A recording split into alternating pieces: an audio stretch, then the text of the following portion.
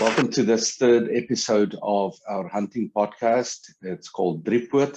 Driepoot is, I know, for English-speaking people, possibly Australians and Americans, tough to pronounce.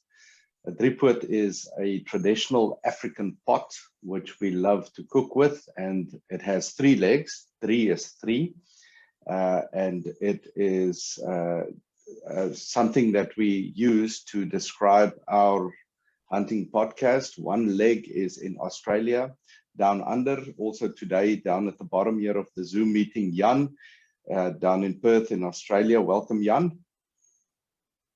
Tony. And then the other leg sits in the capital city of South Africa, Pretoria. Valentijn van der Merwe is the second leg of the Driepoot. Welcome, Valentijn. Hello, Donnie. And then I am the third leg. I sit in Georgia in the United States. So we form the 3 legs of this African hunting podcast. We also have a visitor today, a guest on the program, Mark Deas. He's also down under in Australia. Welcome, Mark. Thank you, Donnie. Thanks for the invite. Yeah, looking forward to discussing some professional hunting in Africa with Mark. Also some exciting things happening in Australia as far as hunting and shooting and that's concerned. Valentijn, just for new viewers, tell us a little bit about your hunting. I envy where you hunt. Tell us a little bit about that, please. Well, I grew up in the parts of Pretoria, so the closest hunting space available is the bush. So bushfield, yes. So that's where I grew up and did most of my hunting from a young age. So basically, it's mostly walk and stalk type of hunting, which is quite nice. And yes, excellent. Tell us about your go-to, your nicest rifle, the one you love. It's my 30-06. It's a Bruno 30-06. Yeah, that's. If I grab one, it's always the 30-06. Okay, Jan, just quickly, I haven't seen Brunos here in America, I think. Can you tell us a little bit about Bruno, where it comes from and so on? Donnie, they were originally made in, still made in Czechoslovakia, but the name has changed. That's why we don't see Brunos that much anymore. They're called CZs these days. Yes. And I understand that the 550, which is the CZs for the centerfire calibers, apparently it's going to change in the near future. So we wait with bated breath to see what the new model is going to look like. They yes. are very good rifles. They are made to work, and the Brunos and the CZs, like the CZs, were very popular in South Africa in 375 caliber because they hold extra rounds and they are very reliable. Okay, yeah. Look, you guys would agree, I think, Mark, the Bruno is like the trusted, I don't know, the American Ford pickup or something like that. It's the good go-to gun, isn't it, in Africa? I'll tell you, that's true. But even in Australia, everybody who does big game has either a 375 or a 416 Rigby in the Bruno in the safe. They're very popular. Yeah, the Bruno Model 2s, the CZs, they're very popular in Australia. I think they actually market them in Australia and South Africa specifically. Yes, yes. I think I've seen 1 or 2 in a gun shop here, but you know, my hunting friends here, they don't even know the Bruno. So you have, yeah, we love your gun. Also a good caliber. Jan, tell us a little bit about your hunting. Where did you grow up hunting, and what's your nicest rifle? Donnie, I grew up in the savannah fields of the Free State, so basically getting rid of all kinds of critters that do damage to crops and stock, and used 223 for a very long time. And then when going to the bush, heavier calibers like 308, 260, 7 Rem mag, and sometimes 300 Win mag. Okay. But the gun that I shoot most is my Sako 223. I use that extensively. Excellent. Oh, the Sako make, Jan, is it German or is it Austrian? Made in Finland, Donnie, so near Sweden. So it's up in the, but they make really good quality guns at the reasonable price. You also get Tikka out of the same factory, which is a really, really good gun, and you get really good reliability and accuracy out of them for a lot less than a Sako would cost. So they are very popular rifles, and probably the best value for money you'll see in a long way. I totally agree with Jan. The value for money that you get for the quality of the Sako and the Tikkas are exceptional. But Mark, you would agree Sako is like what the South African version of a Mercedes-Benz or something, isn't it? Yes, probably between Sako and Sauer. Yeah, I would say so. Yeah, very popular, very reliable, good rifles. I suppose the biggest difference between Sako is you can top load a Sako, but the Tikka you have to take the magazine out to load. Yeah. But other than that, the triggers are the same quality. Excellent. Mark, tell us a little bit. We want to get to you and professional hunting in Africa and so on. Where did you grow up, and how did you grow to love hunting and shooting? Donnie, I had grandparents on farms in the Free State, not far from where you guys grew up. And I used to go there on holidays, and I was at boarding school in Potchefstroom, and I used to read books about hunting and explorers, and really got into it, you know. So I really enjoyed the outdoors and the opportunity to hunt, you know. So air rifle, 22 long rifle, and then. Okay, and tell us a little bit about your career. So did you do professional hunting training, and then after that? Yes, I did. I combined it with farm management, really.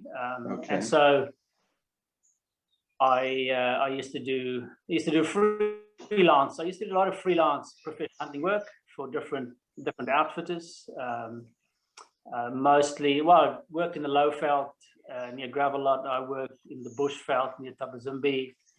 We had a few stints up with different hunting outfitters up into Zimbabwe, which was very, very interesting, beautiful country. So a little bit varied. Mainly American clients or European? Donnie, mainly Americans. I would say probably 60% Americans and the rest European. I got into bow hunting at one stage, and I would say the last few years I was guiding mostly bow hunters. Okay, tell me, did you hunt the dangerous game, some buffalo and so on also? Yeah, well, not much at all. That's what we went up to Zimbabwe for. It was quite an experience because you have this free range animals. You know, it really makes a difference. But yeah, look, a little bit of leopard and buffalo and elephant, but very little really. Okay. Mostly game, lots and lots of plains game. Yeah. Good. And how did you experience? Did you experience any differences between American and European hunters, or any other nationalities? Tell us a little bit about that, without stepping on toes. Yes. American hunters, look, all hunters generally that come to South Africa are people who have sort of made it in life. They're not struggling for a quid, and so they're generally older people, but there are some younger people too. Americans really hunters are hunters all over the world. You know, for hunters like us, they're easy to get along with. Good. The American guys, their homework, they were very keen on they'd studied up on the different animals they wanted to hunt, which is always nice to see. there was, there's different European countries have different kind of hunting traditions. Some people get a little bit more excited than others. Some love to shoot pigs more than anything else. Very interesting, very interesting. Okay. It maybe explains, we posted a picture of a pig hunt and it went almost viral. It's the most views ever. And I saw from the East, there was a lot of interest in that specific video. So maybe what you say here explains it. Tell us a little bit about what you, I mean, obviously a hunter and a guy who loves rifles and guns would not just let it go. What are you doing in Australia to keep the hobby up? Donnie, I'm very fortunate that I manage a farm, and it's a broadacre farm, so I'm able to shoot. And look, my wife and I organise we have this yearly fox shoot called the Red Card for the Red Fox. Okay. It's mainly a Western Australian movement where local people organise. It's normally 1 or 2 weekends a year, and get people in from outside. And so we get to meet a lot of shooters, a lot of people that hunt. Well, that's arguable, you know, hunting. So it's a lot of shooting from vehicles. It's pest control. It's a little bit different to what you guys are used to and what I used to do in South Africa, but it serves a purpose, you know. Yeah, absolutely. There's quite a big following. I mean, most people are city based, and so they just love to get outside and you know, just. Tell us a little bit about the red fox, because I mean, it's not just a cute little animal. It's a problem in Western Australia. Is that right? Yeah, they're a problem. They were released. Look, under correction, in the 1830s, I think, over east, somewhere in New South Wales, if I'm not mistaken, and they just spread. You know, there's a lot of the smaller marsupials really were naive animals. They evolved without a predator as efficient as the fox, and so the fox just grew. And then along with that, the rabbit was introduced, and so there was food for the foxes. So they really spread everywhere where there's suitable habitat in Australia. You know, all of that country, most of Australia is really saturated with foxes. And look, they're seen, along with lots of other introduced animals, they're seen as a pest. Okay. And so you can hunt, you know, you can shoot foxes in the day, at night, any time of year. Really, all you need is landowners' permission in Western Australia, and I'm pretty sure the other states would be the same. Obviously, you'd need to have a valid firearms license, and a very interesting animal. You know, they're a predator, and there's various ways of targeting them. You can shoot them at night, you can target them in the daytime. There's different ways of doing it. It's very interesting. You know, there's a lot to be done about fox hunting. Good. Mark, what's your favorite way of hunting them? Are you the night hunter, or do you track them in daytime, or what do you prefer? Valentine, you know, you guys were talking about rifles earlier and favorite rifles, and it's the same with foxes for me. That, you know, that's evolved for me. I started off with a Musgrave 270. That was, you know, when I was in Standard 9. You know, so what's that? That's year 11, and you know, it's the best thing that ever happened to me. And I used that rifle for years, and then I moved on to a 375 H&H, a Bruno. And then came to Australia,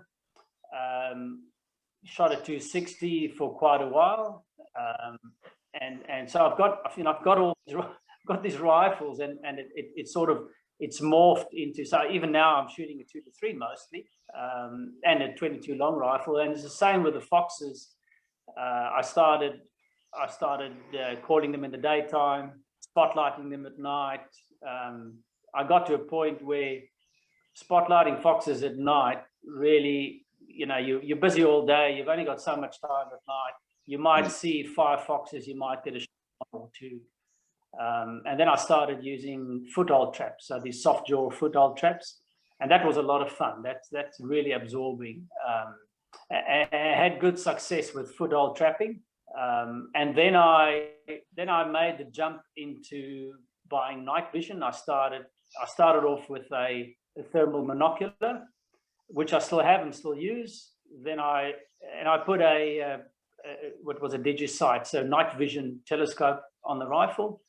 That worked really well, and in the meantime, it's evolved to a thermal scope with a thermal monocular, and I've built myself a set of shooting sticks, and I go out a dark moon, and if there's out of 5 foxes, well, out of 10 foxes, I'll shoot 9 because I'm incognito, so it's really effective, and it's especially in the summer, you know, when it's really hot, you're walking around at night. It's magic. Fantastic. Look, I admire your willingness to push back the tide of such a pest, you know. You have to kind of get into it. I'm just thinking, it's not hunting and so on. Do you guys have that Indian miner problem? Is it on your side? Because I know it's rife in Australia, the miners.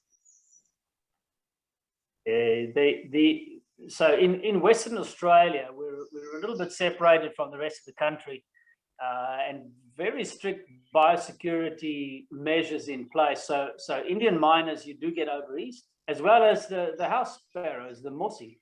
You don't get them here.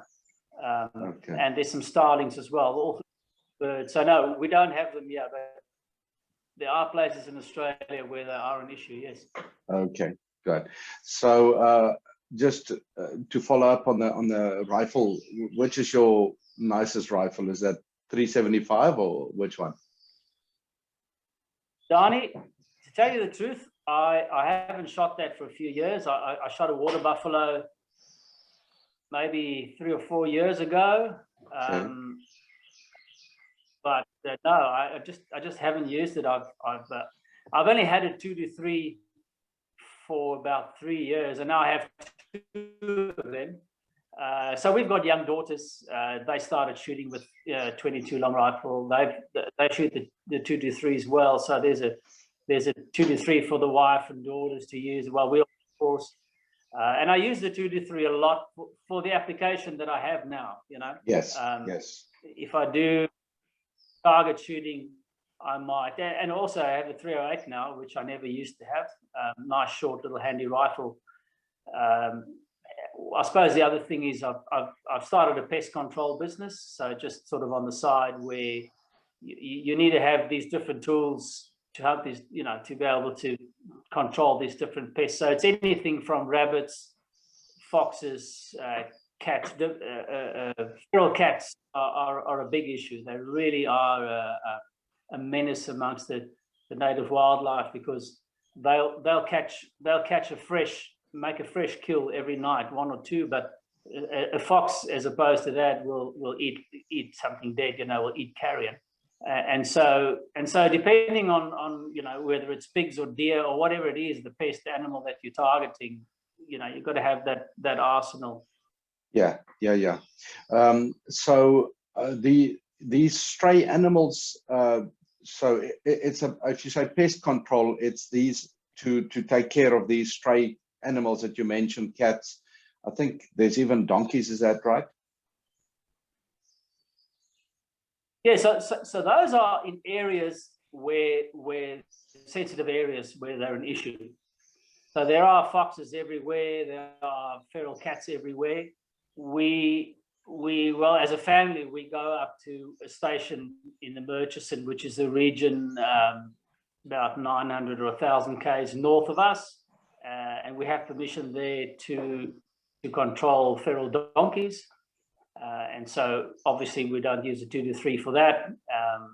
We use the 260s. My wife has a 262, and so we'll use 260, 308, and we control feral donkeys there.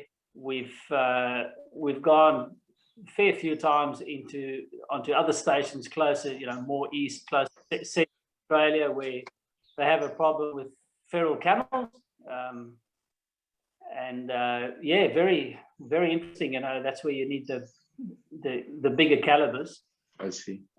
But Yeah, I suppose it's one of the big differences between South Africa and Australia is in South Africa, and it's a good thing. I mean, the amount of wildlife that's in South Africa now is more than ever before in history, and that's because they pay their way, and you know, people can make money off them. Yeah. And so there's a price on it, which is as it should be. In Australia, it's different. There are animals that are pests. So feral donkeys and feral camels.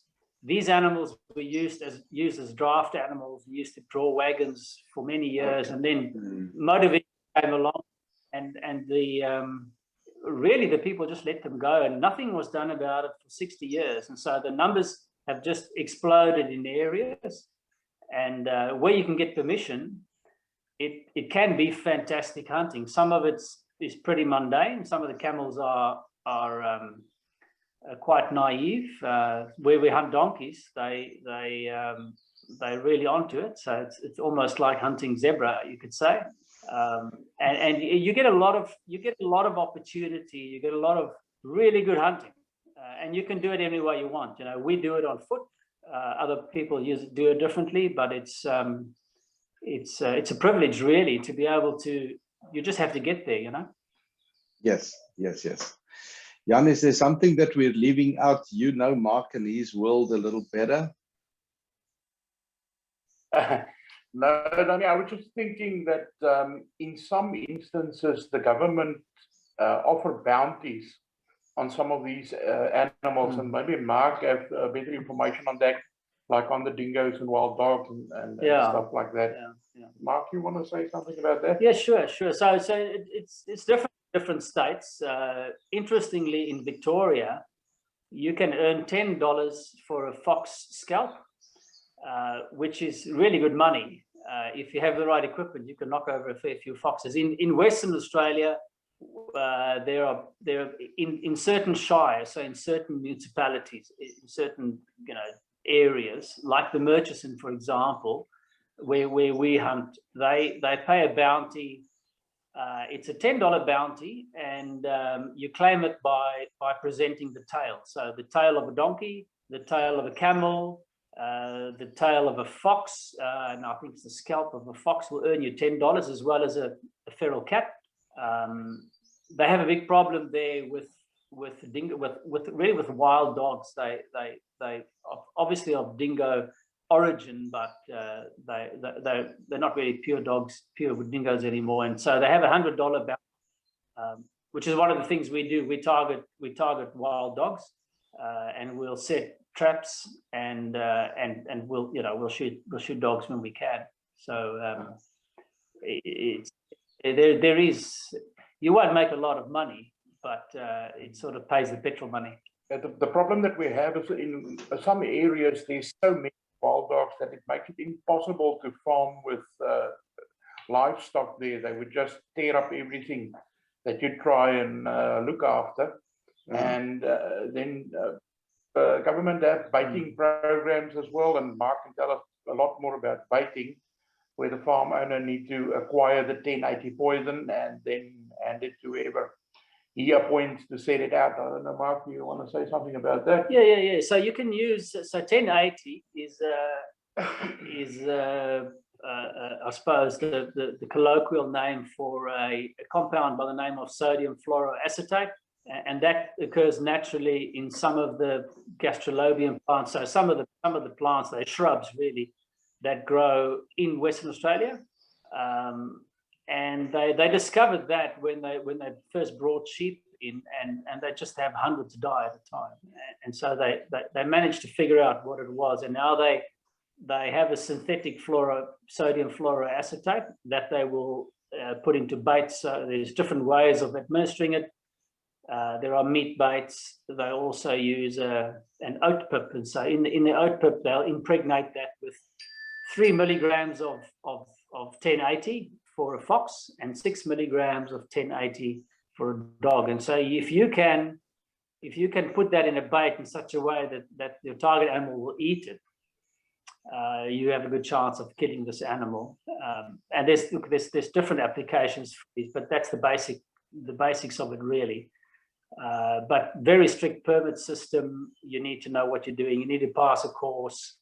So it's really well regulated. There are, lots of regulations in place, but it's one of the methods controlling. Okay, so Donnie, I think yes, Jan. Sorry, now go ahead, ask your question first. Look, I'm thinking about it's human intervention after bad human intervention. So this is good human intervention on the back of some bad human intervention. I wonder, Mark, do you have any ideas or any thoughts on rhino horn and the legalization of it? It's again bad human intervention, and what could be a good human intervention in the rhino poaching in South Africa and that situation? Donnie, whether it's rhino horn or timber or crops or anything, it really doesn't matter. The principle is the same, is that if an animal pays, it stays.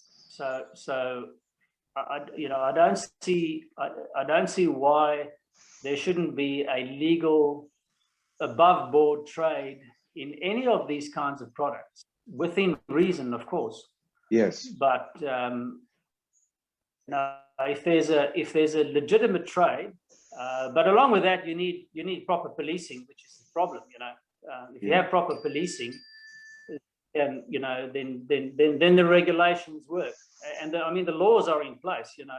It's just that it's so lucrative because it's gone underground. It's black market. But I think if that came above board and that it was a legitimate market, whether it be rhino horn or elephant tusks, then more people will have these animals. There will be more of these animals because they will replace whatever it is they're using they have on the farm, whether it's cattle or sheep. And it's a win for wildlife. Yes. No, that is definitely a fact, and I agree with that fully. It's the free market way, without the greediness. It's not necessarily just greed. It's the free market way to incentivize people to farm with these animals. So, Jan, you were going to say something else?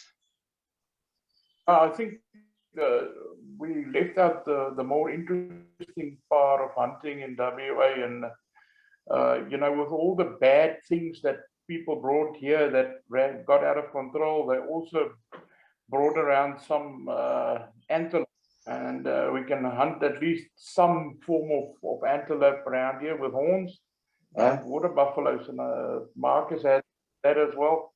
I don't know, maybe you can tell us a bit more about the type of antelope we get around here. Yes, please. Yeah, so the Donnie, we actually don't have antelope. Just a correction. So we have different kinds of deer species. So it's really just a technicality. Deer are seen as feral pests in Western Australia. There are states in the east of Australia where deer are prolific, and they're seen as a game animal, and they're managed differently. And they have, for example, people can be allocated blocks and go and hunt there. So that's a whole industry on its own there, and it's a really big money spinner. It makes a lot of money because people like us spend money on fuel and equipment and camping gear and go hunting deer, and so and it's the same in Western Australia, except that the deer numbers are really limited. Although they're actually quite widespread, there are numerous deer about. The way to hunt them is simply with landowners' permission. So you can hunt them on private property. The only other way to hunt in Western Australia is to join a recreational hunting group. There are numerous recreational hunting groups, and these groups would have memorandums of understanding with at the moment it's called DBCA, Department of Biosecurity, Conservation and Attractions, and they may have they may have specific areas where they want to control either deer or goats, even feral cattle, whatever the case may be, and they might have an agreement with one of the numerous hunting organizations. So really, that's the two ways to do it legally. Anyway, there are people, of course, that hunt illegally in the national park areas, and I mean they'll face it, but it's just how it is. Okay. I will say, yeah. Quickly chip in about the buffalo. Yes. Buffalo Northern Territory. There's very Western Australia. It's not really a Western Australian thing, just due to the numbers. But they are in the Northern Territory, and there's a lot of buffalo. When I was in the Northern Territory, the amount of buffalo when you go to the right areas is down. It is quite something to see. And is it as dangerous to hunt as the African buffalo? Yeah, they if you're going to provoke them, yes, they would be. They're a very big animal, and they are the top of the food chain. They'll turn nasty pretty quickly, but it's not a Cape buffalo, no. Okay. All right. Listen, Jan, could you just follow up real quick for us? We spoke yesterday to a national hunter in South Africa who hunts for the national team on a 22-250. Could you give us a little more detail on that caliber, please? And specifically, I wonder also with the foxes and so on. I guess it's a popular gun over there. All right, no problem, Donnie. Interestingly enough, Mark showed me a clip that was sent through by one of the night hunters around here that hunt foxes, and he's using a 22-250 actually improved. So the 22-250 is very popular for that type of shooting because it shoots so flat. It's very fast and it shoots a light projectile, and it can do a lot of damage, And the nice thing with it is mostly at night, any distance where you can see the animal, you can hit it by just aiming at it. You don't have to aim off and compensate. So they're very popular for that type of shooting. They're mainly made for smaller animals and varmints, and they shoot a 224 caliber projectile from 40 to mostly, the older ammunition were up to 60 grains. But these days you can go up to 80 grains if you reload, and we'll say a little bit more about that a little bit later. And it's only it's second to the 22 Swift at 220 Swift in velocity, so it's quite a sprinter. The 22 refers to the caliber of the projectile, while the 250 refers to the case, which was basically some experiments that a few guys did around the late 30s with the 250 3000 Savage case, which was a very nice, short, compact case made to fit in a Model 99 Savage lever gun developed by Charles Newton around 1915. So that specific caliber has been around for quite a long time. It initially he suggested that they load a 100-grain projectile of 257 caliber in that at 2850 feet a second. But typically gun companies decided no, there's an opportunity to sell it using higher velocities, and that's what the 3000 refers to. They picked an 87-grain projectile and pushed it at 3000 feet a second, which was a landmark at that stage because there weren't any American calibers that could reach 3000 feet a second. So in performance, it's very close to the 257 Roberts, which has got quite a longer case. As we said before, you usually get them in 1 and 12 and 1 and 14 twist barrels to shoot 40 to 64 grain projectiles. The 40 grains run well over 4,000 feet a second. The 50 grains just on 4,000. And around 1937, we said that the guys experimented with this, but it only became a commercial caliber sort of around the mid-60s. around 1963, Browning, despite the fact that you couldn't buy ammo off the shelf for a 22-50, decided that it was such a good caliber they would chamber some of their rifles in that caliber. And then around 1965, Remington jumped on the bandwagon and started making a range of ammunition for it, and also chambered the Remington 740 XB in 22-50, which made it quite easy to get one of those. They're quite effective cartridges, and they've got a 28-degree shoulder, which despite the fact that it's quite a tapered case, you know, it doesn't show a lot of case growth. And the speculation is that the 28-degree shoulder helped prevent case growth.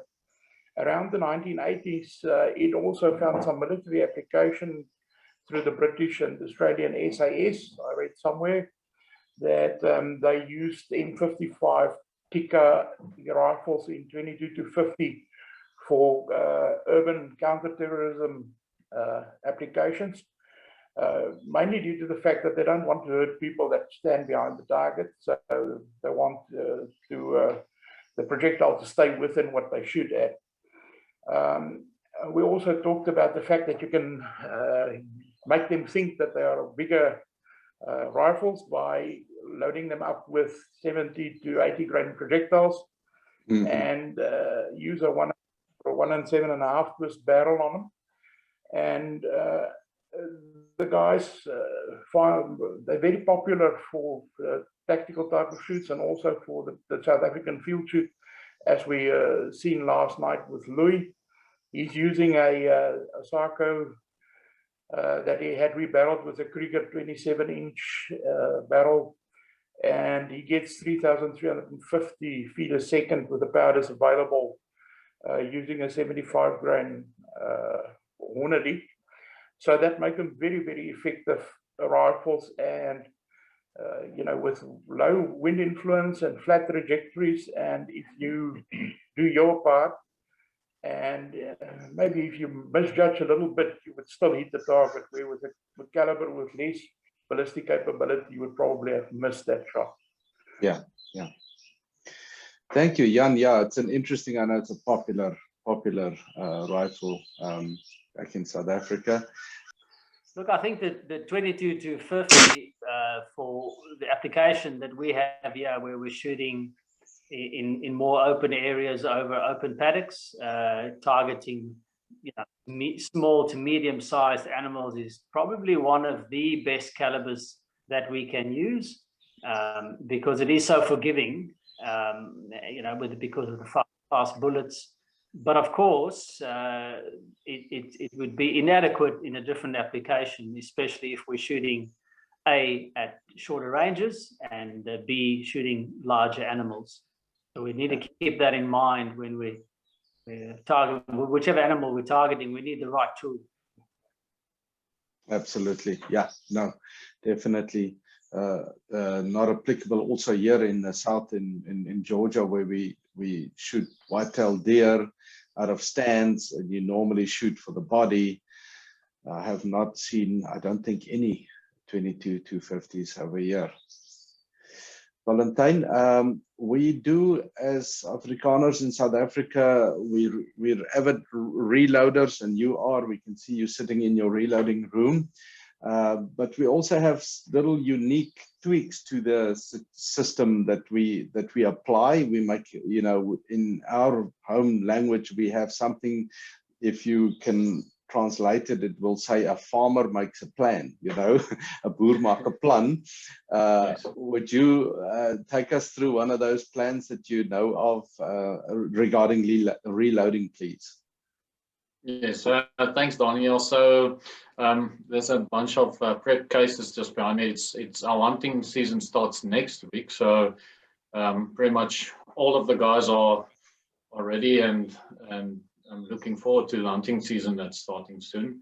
Yes. I think with load development, there's a bunch of different ways of developing loads, but time is always of the essence. So one way I can discuss today about low development that saves you quite a lot of time is to do that at the range. So there's just two basic things that you need, and that's a extra press that you can actually just clamp on to a nice sturdy table. So you have that, and you have some sort of electronic scale. I usually put mine just in the boot of my car, just to get out of the wind and whatever. Then the low development process is actually a lot quicker doing it at the range itself. So all you need to do is just prepare enough cases that you can take to the range, and you bring all of the rest of the stuff you need to the range. So I'll prime them at the range, and you can also do the development there itself. So you load 3 cases with a certain load, and you shoot through the crony, and you'll immediately see how the group looks. You'll see the standard deviation of the loads, the maximum spread, and then as soon as you get to quite a good load at the range, then you immediately can do different jumps and get to the best solution quite quick. So that's something you can look at and try yourself at the range if it's a possibility in the US. I'm not even sure. Yeah. But the effective, quicker way of developing those. Excellent.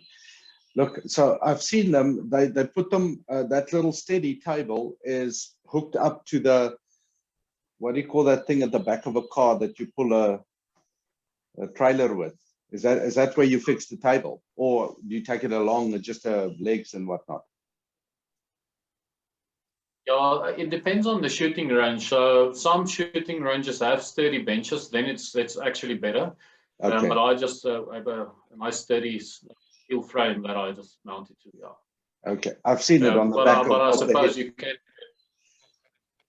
on the tow bar. Yeah, I suppose that will work as well. It depends on the equipment you have. Jan, I see you would like to add as well. Valentine, I've seen the bench rigs that do something similar. They've got like little wooden boxes where everything is set up, but they use arbor presses, so they don't need a lot of leverage on them, which make it quite easy and compact to cart that along. And on bench rest ranges, they would have rooms available where you can go into where the wind won't bother you. So this mobile loading, I think it's a very handy process. And if something doesn't work out, you can fix it on the range. You don't have to think, okay, when I get home now, I need to do this and that. And maybe in 2 weeks when I get to the range again, I can try and fix it up. It's really immediate. And I think it's a handy thing to be able to. It's definitely an advantage in having an extra set of equipment around that makes it easy and mobile. Yes, definitely. Will save you time, and you can get to the right loads quicker. Listen, everybody, thank you so much, Mark, for your participation as a guest today on Driepoot. Valentine, thank you so much for your input today. Jan, also from you. Have a good time there with Mark, and I hope you guys get to shoot something. I would like to encourage people to subscribe to the channel. If you've listened this far, you've obviously found it interesting. If you subscribe, you will keep updated with all the next episodes, and we will make episodes every week, so you will get updated on that, specifically an African perspective on hunting with the 3 legs, South Africa, Perth, Australia, and here from Georgia in the United States. Thank you very much.